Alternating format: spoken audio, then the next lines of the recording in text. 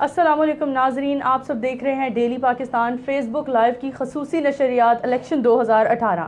ناظرین، بات کی جائے عام انتخابات کی تو صرف 2 دن باقی ہیں عام انتخابات میں، اور بس آج اور کل کا دن ہے، بس پھر الیکشن مہم ختم۔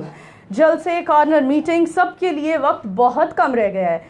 کراچی میں تحریک انصاف، ملتان میں PMLN، جبکہ سیون شریف میں پاکستان پیپلز پارٹی نے پنڈال سجا لیا اور ایک کامیاب اپنا خطاب کیا، جلسہ کیا۔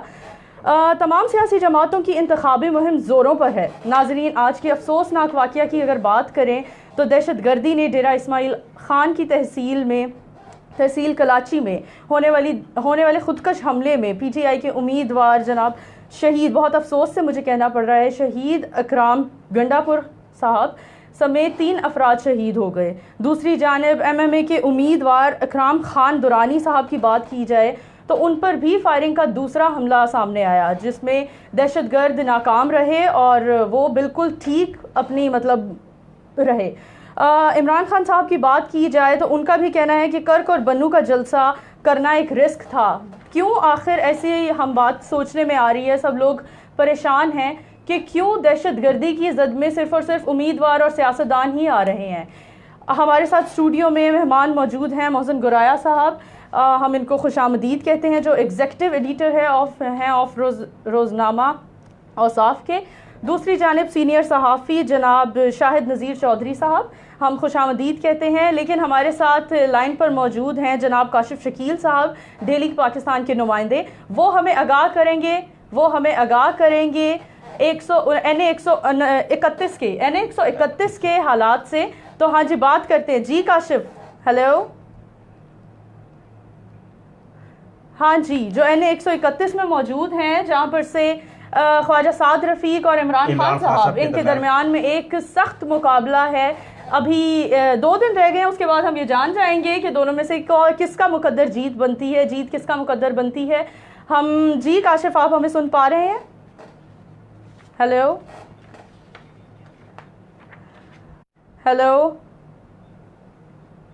ہیلو، الیکشن کیمپین پر کچھ منفی فرق بھی پڑ رہا ہے، میں تو ایسے ہی کہنا چاہوں گی۔ آپ تو دیکھ رہے ہیں کہ دہشت گردی کی جنگ میں ہماری فوج نے کتنی قربانیاں دی امن لانے کے لیے، اور اس دہشت گردی کی جنگ میں عوام ان کے ساتھ تھی، جس سے فوج کا مورال اپ ہوا۔ اب جمہوریت کی ایک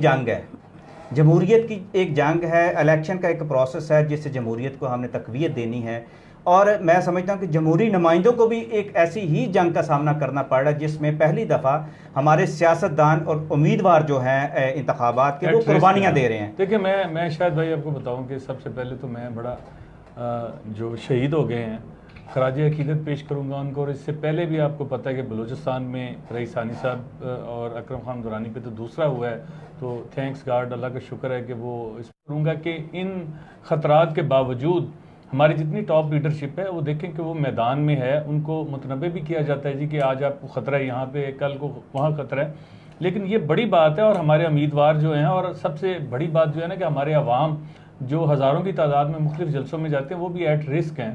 آپ کو کیا لگتا ہے کہ یہ چیز جو ہے یہ ہماری الیکشنز کی جو کیمپینز ہو رہی ہیں ان پر منفی اثرات ڈال رہی ہے؟ دیکھیں، میں آپ کو بتاؤں کہ منفی اثرات تو ڈال رہی ہیں۔ آج سے پہلے اگر ہم دیکھیں پچھلے الیکشن یا اس سے پہلے الیکشن، تو جو ایک الیکشن میں گہما گہمی ہوتی تھی جو آپ کو نظر آتے تھے، کی وجہ سے لوگوں کے اندر ایک خوف پیدا ہوا انگیز طور پر کہ آپ دیکھیں کہ ہمارے جو جتنے بھی امیدوار ہیں، وہ چاہے پنجاب کے ہوں، جو سب سے اس وقت متاثر ہو رہا ہے سے بلوچستان اور KP کی، اور جو وہاں کے جو لوگوں کا ایک جوش ہے وہ قابل دید ہے۔ مجھے تو کوئی خوف نظر نہیں آ رہا، یہ قوم بڑی بہادر ہے۔ نہیں شاید بھائی ایسی بات نہیں ہے۔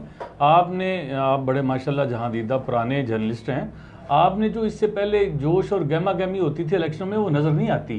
دیکھیں، ون آف دا کمپوننٹ جو ہے نا وہ دہشت گردی ہے اور خطرہ ہے۔ باقی دوسری کمپوننٹ پہ بھی ہم بحث کر سکتے ہیں کہ سوشل میڈیا آ گیا، ٹی وی محسن صاحب، ہم ایک اور بات بھی کر سکتے ہیں کہ جو عمران خان صاحب کو کہا جا رہا ہے کہ کرسیوں سے خطاب، کہیں کرسیوں سے خطاب کرنے کی بھی وجہ یہی تو نہیں ہے کہ لوگ آنا ہی چھوڑ رہے ہیں؟ نہیں، میں آپ کو بتاتا ہوں، یہی تو میں کہہ رہا ہوں نا کہ لوگ جلسوں میں کم آتے ہیں۔ دیکھیں، ایک فیئر فیکٹر ہے، ہم اس کو بالکل رول آؤٹ نہیں کر سکتے کہ دوسری طرف جو بات ہے نا کہ عمران خان صاحب اس علاقے میں آ بھی نہیں رہے جلسوں کے لیے، جو باقی علیم خان صاحب ہیں یا باقی انہوں نے کمپین سنبھالی ہوئی ہے۔ ایک اور بات سننے میں آئی ہے کہ NA 131 سے JUP نورانی گروپ جو ہے انہوں نے سعد رفیق صاحب کی حمایت کی ہے. میں آپ کو بتاتا ہوں کہ جہاں تک JUP نورانی کی بات ہے نا، وہ لاہور میں بٹے ہوئے ہیں. ایک طرف اگر مولانا شام نورانی کے صاحبزادے آ جا کر ان کی حمایت کر رہے ہیں، سپورٹ کر رہے ہیں، تو دوسری طرف ایک قاری زوار بہادر ہیں، وہ بھی انہی کے ساتھ تھے، وہ بھی JUP کے ایک فنکشن کے جو ہے نا وہ بھی صدر ہیں. تو انہوں نے جو ایک لہر چلی ہوئی ہے، جو لوگوں کا ایک رجحان ہے، دیکھیں وہ لوگوں کا رجحان مجھے ذاتی طور پہ PTI کی طرف نظر آ رہا ہے، لیکن آن دا ادر ہینڈ دیکھیں خواجہ سعد رفیق، جس طرح میں پہلے بھی بات کر رہا تھا کہ ایک بڑا وہ اچھا جو ہے نا سیاسی کارکن ہے، اس نے بڑی محنت کی ہے، وہ اپنی جماعت کے لیے، اپنے لوگوں کے لیے، اپنے حلقے کے لیے کام کرنے والا بندہ ہے، اور اس نے اسپیشلی ریلوے میں بہت اچھا کام کیا ہے. اگر اس کی خدمات کو دیکھیں فنومنا ہے، لوگ اس کو پسند کر رہے ہیں، نوجوان اس کی طرف جا رہے ہیں. اور دوسری بات یہ ہے کہ دونوں جماعتوں سے لوگوں میں نظریہ یہ بھی ہے کہ جی پیپلز پارٹی سے کو بھی ہم نے دیکھ لیا ہے، انہیں بھی 2-3 دفعہ موقع ملا ہے، PMLN کو بھی موقع ملا ہے.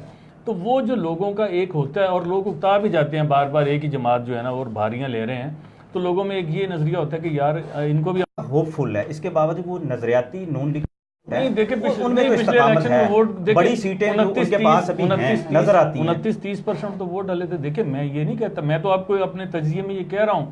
انہوں نے بھی بڑی اخلاقی جرت کا مظاہرہ کیا، اور انہوں نے کہا ہے وہ تو الیکشن اب ختم ہو گیا. نہیں الیکشن ختم ہو گیا، لیکن انہوں نے بڑا اچھا ایک بیان دیا ہے. ابھی ان کا تھوڑی دیر پہلے ان کا بیانیہ آئی ہے. انہوں نے کہا ہے کہ چیف جسٹس صاحب سے مخاطب ہو کے کہ انہیں ایکشن لینا چاہیے، یہ انہیں الیکشن لڑنے کی اجازت ہونی چاہیے. یہ باقی جو عمل ہے وہ جیل کے اندر سے بھی کر سکتے ہیں. یہ بات ٹھیک ہے، تاریخ میں بہت سارے سیاسی لیڈر تھے وہ جیلوں سے الیکٹ ہوتے رہے. لیکن آپ دیکھیں نا، آپ تو PTI کے مجھے حامی لگتے ہیں کو حد سے زیادہ ہی.